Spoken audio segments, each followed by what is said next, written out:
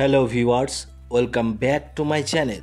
আজকে আরও একটি নতুন ভিডিও নিয়ে আপনাদের সামনে উপস্থিত হয়েছি।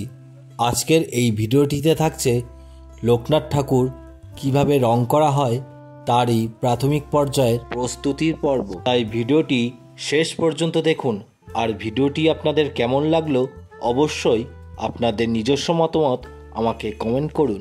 এই রকম আরও নতুন ভিডিও দেখতে চ্যানেলটিকে অবশ্যই সাবস্ক্রাইব করুন। আগে থেকে ভিজিয়ে রাখা খড়িমাটিগুলিকে ভালো করে হাত দিয়ে জলের সাথে মিশিয়ে নেওয়া হচ্ছে। এরপর গোলানো খড়িমাটিগুলি একটি সুতির কাপড় দিয়ে ছেঁকে নেওয়া হলো।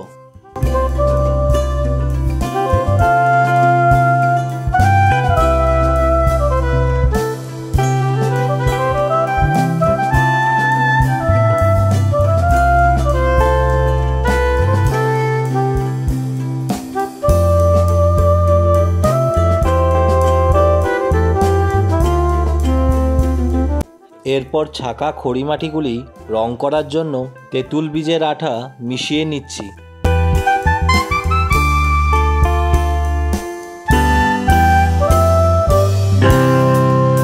লোকনাথ ঠাকুরের মূর্তিতে খড়িমাটি দেওয়ার জন্য রং তৈরি হয়ে গেছে।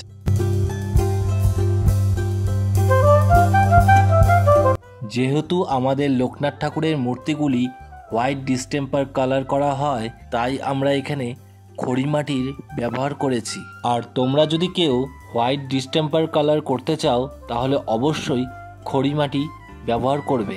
তাতে ডিস্টেম্পার অনেকটাই কম খরচ হবে এবং উজ্জ্বলতাও সঠিকভাবে পাবে।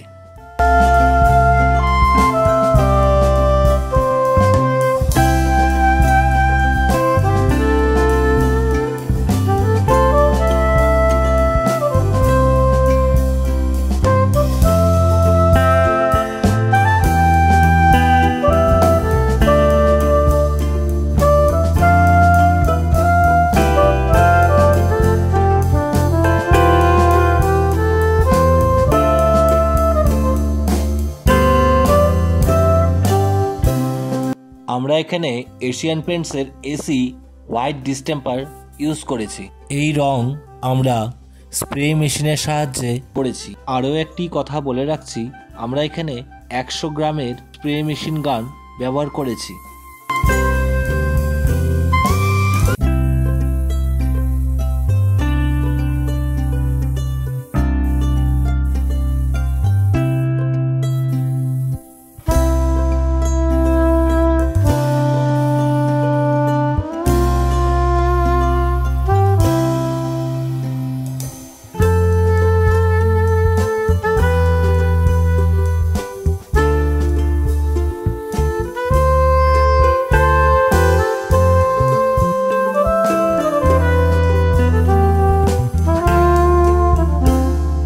শেষ পর্যন্ত দেখার জন্য সবাইকে অনেক ধন্যবাদ। আজকের ভিডিও এই পর্যন্ত।